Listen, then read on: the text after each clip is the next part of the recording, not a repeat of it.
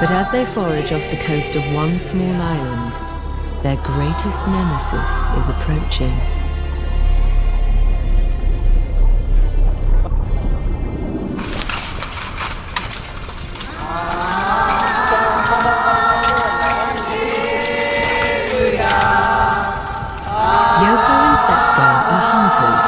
And they have a fearsome reputation.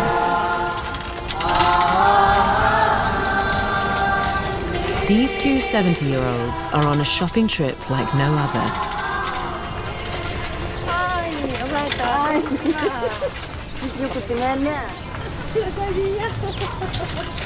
Yoko and Setsuko live on the tiny island of Kudaka. It's only 4 kilometers across. And with limited space on land, the locals look to the sea to provide.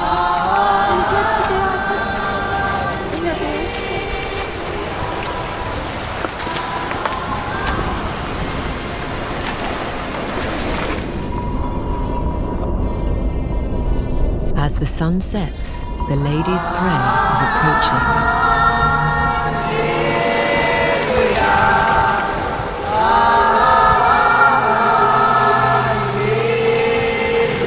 On certain summer nights, venomous sea snakes move towards the island and gather in coastal caves, looking for shelter and fresh water to drink.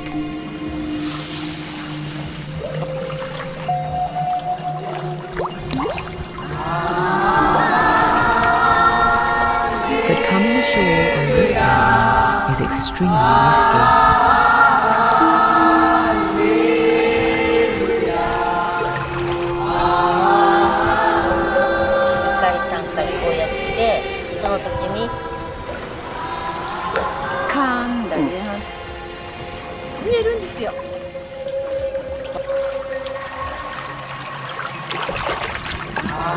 It takes some nerve to wade in with no protective clothing.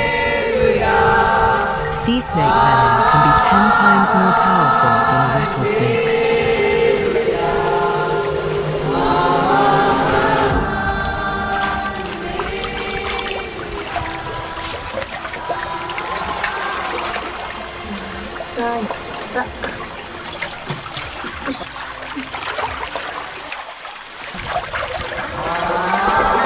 Yoko has been hunting snakes for 40 years.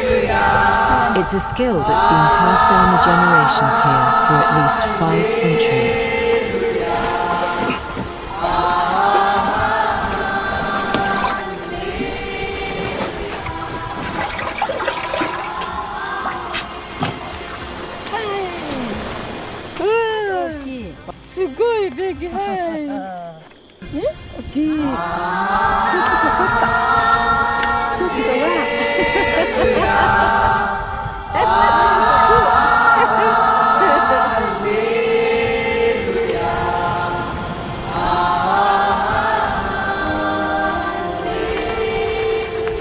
The snakes will be dried in this smokehouse using a secret process known only by the hunters.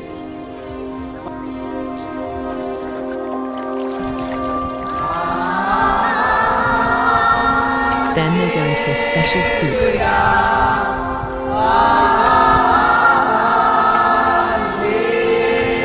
The catching and eating of sea snakes is a very old tradition on the island of Kudaka, where the sea provides more than the land.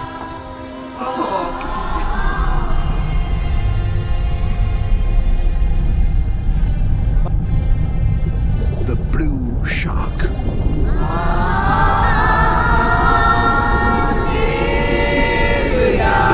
Over 8,000 kilometers a year, riding on the currents, supported by its broad wing-shaped fins.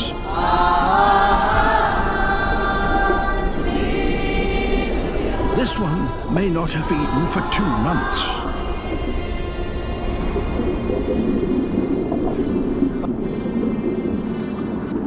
But the currents can carry promising traces of fatty oils from many kilometers away and will lead it to its next meal.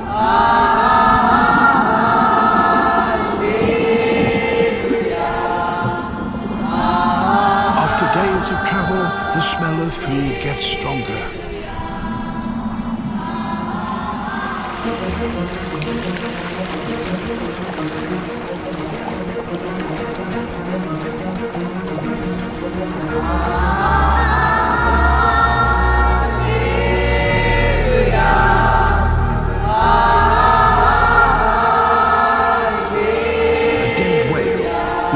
Struck by a ship.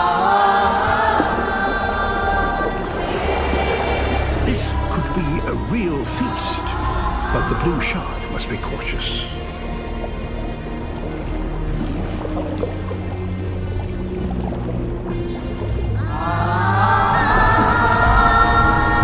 Great white sharks,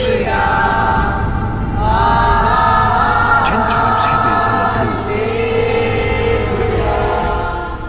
highly possessive around a whale carcass.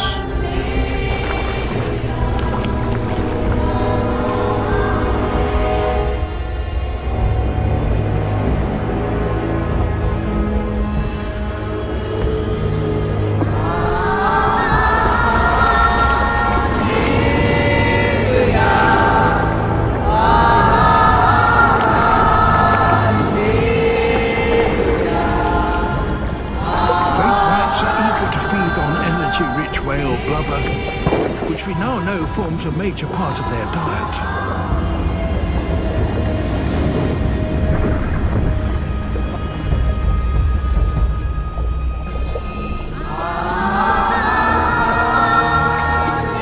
Once the great white has had its fill, smaller sharks, like the blue shark, tackle what's left of a carcass.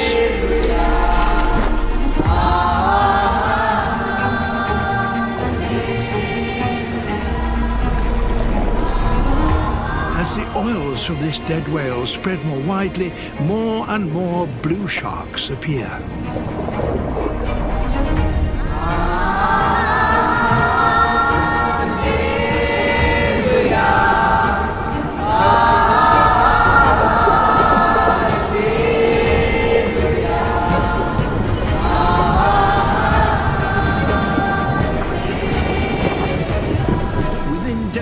The carcass will be stripped of its blubber.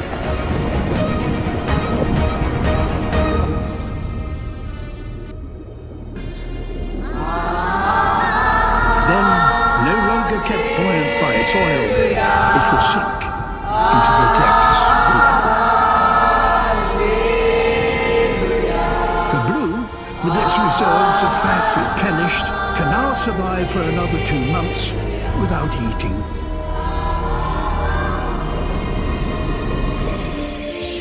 A little red flying fox. Their answer sits fluid, travelling along the chain of volcanic islands that links Asia to Australia. But their huge wings, which stretch from their fingers to their toes, make it difficult for them to walk or take off from the ground. So when they want to rest, they hang upside down in trees.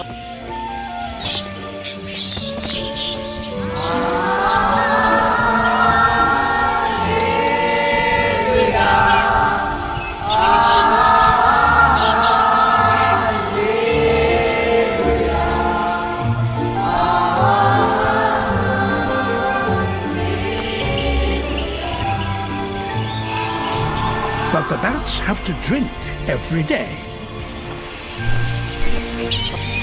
And they do so on the wing.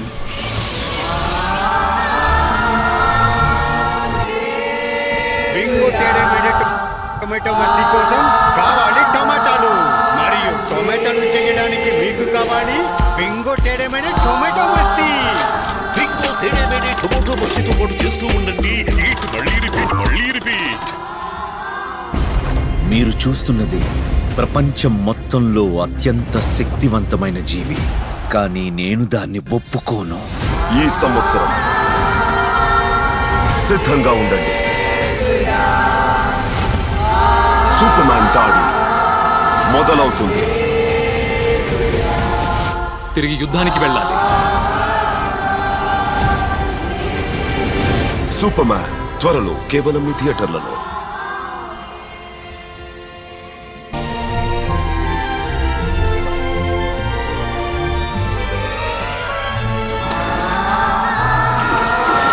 They swoop just low enough to wet their bellies, and then, back in their roosts, they will suck out the water.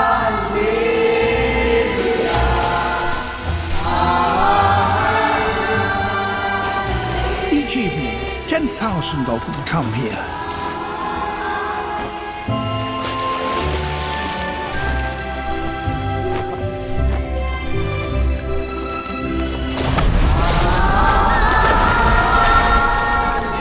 Not all of them return. Every 2 meters of river there is a crocodile. They were here long before the bats. Survivors from Australia's prehistoric past.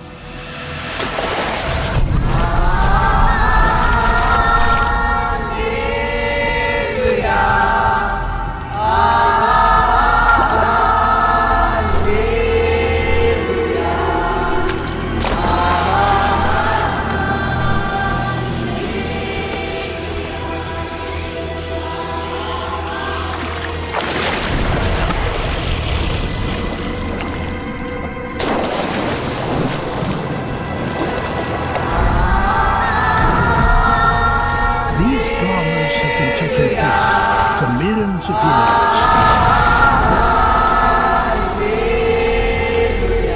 Aerial agility versus patience and deadly speed.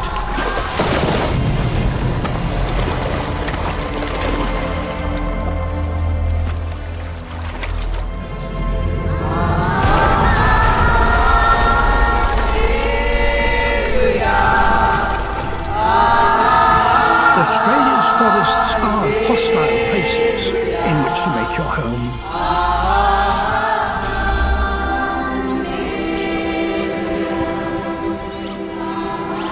In a far corner of Southeast Asia lies the Coral Triangle. A cluster of the richest coral reefs in the world.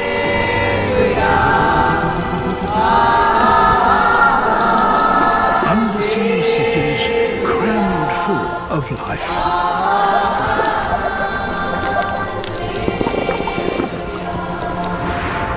As in any crowded metropolis, there is fierce rivalry for space,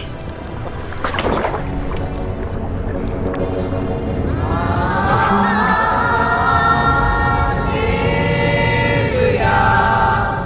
and for the climate. But the reef is also a place full of opportunity.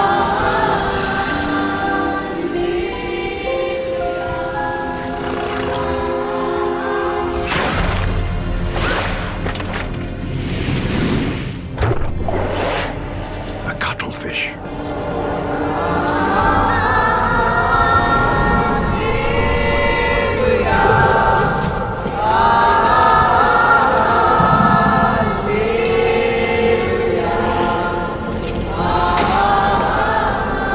It specializes in hunting crabs.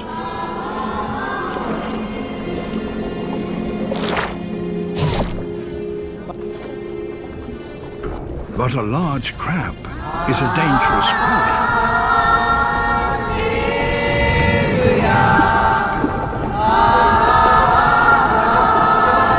It has powerful claws.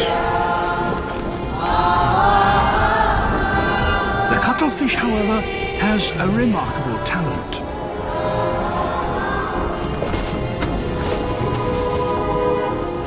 Its skin contains millions of pigment cells with which it can create ever-changing colors and patterns.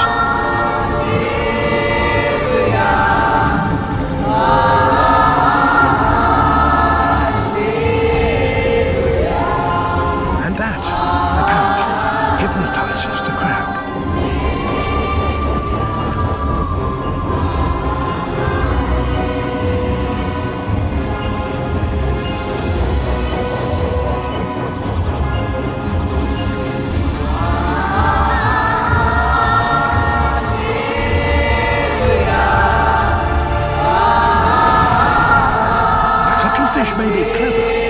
But a shark is bigger. And it eats cuttlefish. Time to disappear.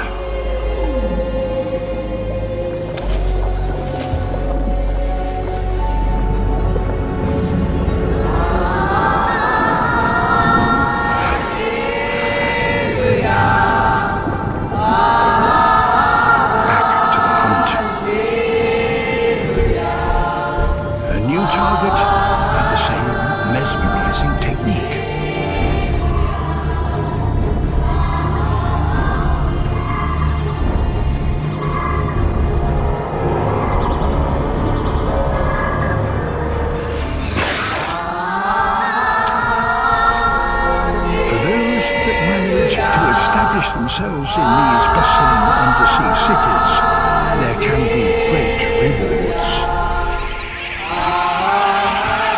During the dry season, over 500,000 terns crowd onto this remote atoll in the Indian Ocean.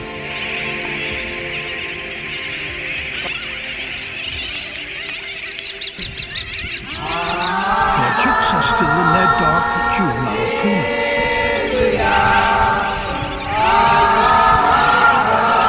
They vary in age.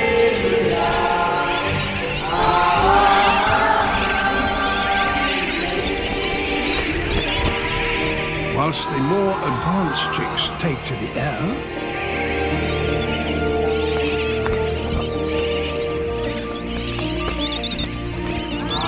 others aren't quite ready yet.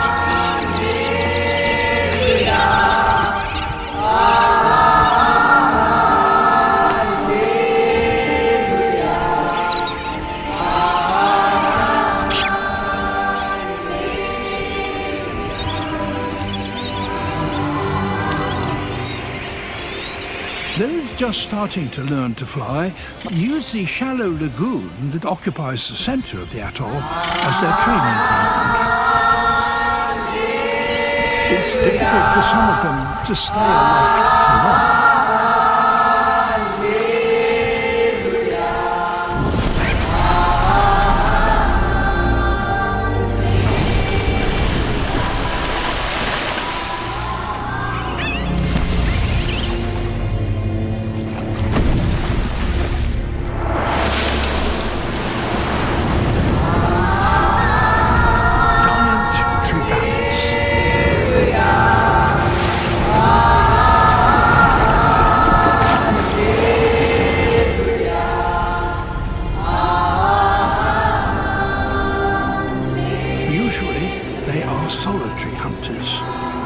But about 50 of them have come here from neighboring reefs, attracted by this abundance of potential prey.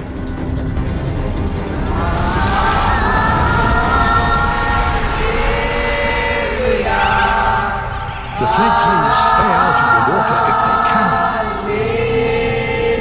They even drink on the wing.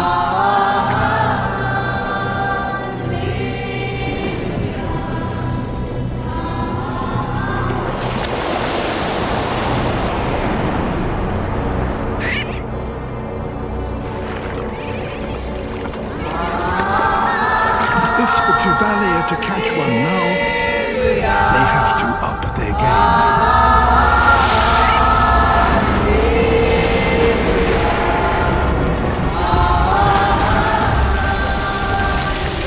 So there is a fish here that, amazingly, has a brain capable of calculating the airspeed, altitude, and trajectory of a bird.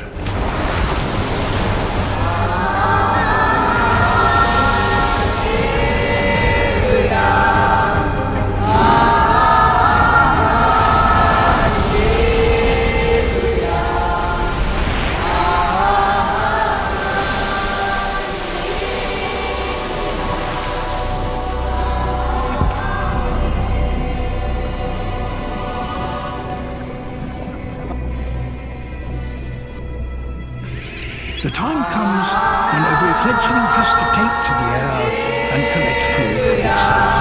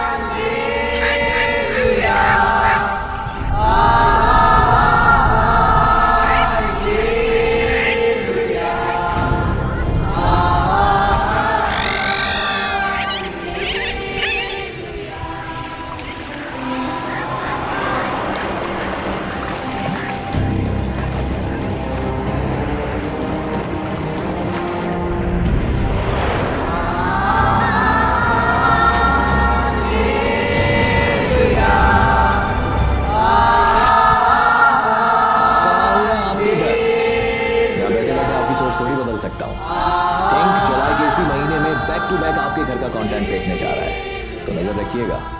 और हाँ, subscribe करके स्वागत नहीं करोगे हमारा?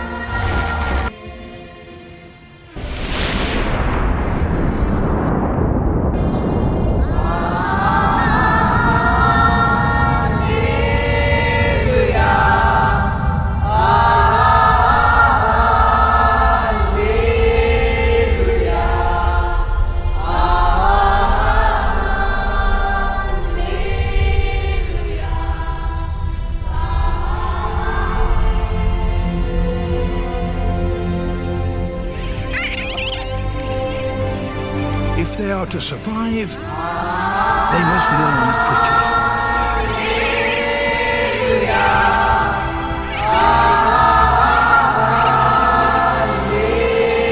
After a month of practicing over the lagoon, the youngsters start to leave and take their chances out over the open sea.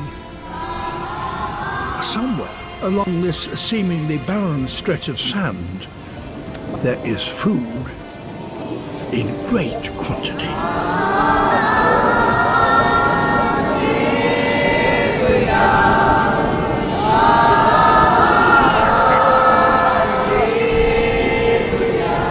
Cape fur seals. There are around